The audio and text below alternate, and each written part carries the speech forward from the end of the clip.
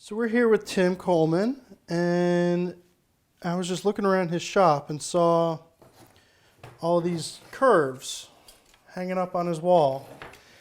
And one thing I found really, really interesting was they're obviously Shopmade, and the turnbuckle on the end.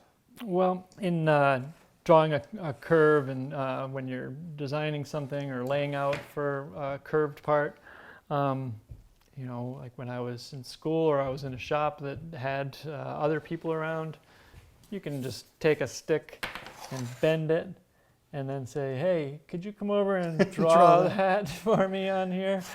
But working alone, I don't have that luxury. I tried holding the pencil in my teeth, and that didn't always go over so well.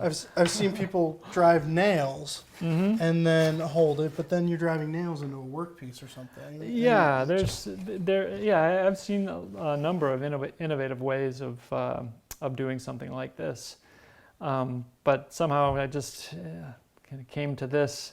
You know, you can see on some of these, I just have a way of holding the wire in place, and you know, altering the curve. Nice. You know, so but it's not super precise with the turnbuckle. I mean, this one, it's the only way to vary the curve is with the turnbuckle because the ends are fixed.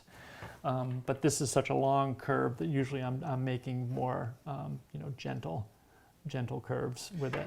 And one thing that I love about the turnbuckle is I've used store-bought curves before. It's like you're tightening up the straps to your backpack, that cincher or whatever, and it's really hard to move it just a little bit.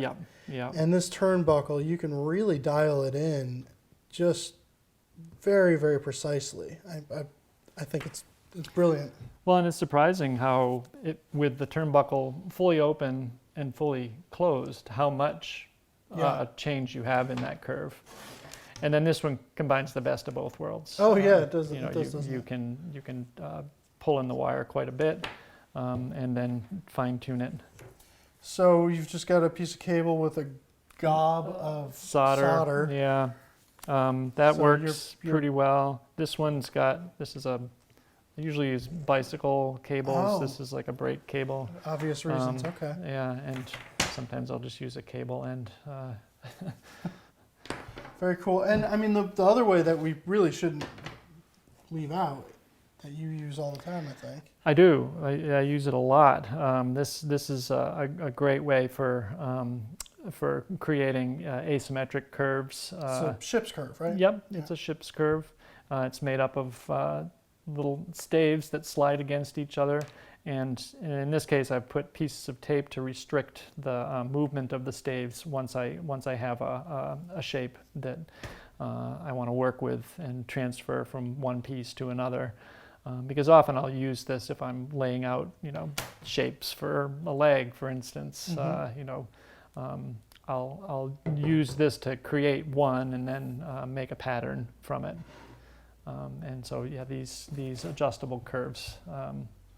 And it's nice to have different sizes and a number of them, just because usually in any given piece you've got more than one curve if it's a curvy piece.